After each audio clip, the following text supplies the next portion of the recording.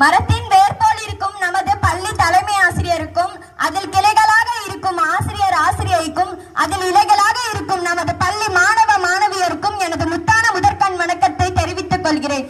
இன்று நாம் நமது பள்ளியில் பாரத திருநாட்டின் 78வது சுதந்திர தினத்தை கொண்டாட நாம் அனைவரும் இங்கு ஒன்று கூடியுள்ளோம். எவ்வளவு இழப்புகள், எவ்வளவு உயிர் தியாகங்கள் நடந்த தினம் இன்று.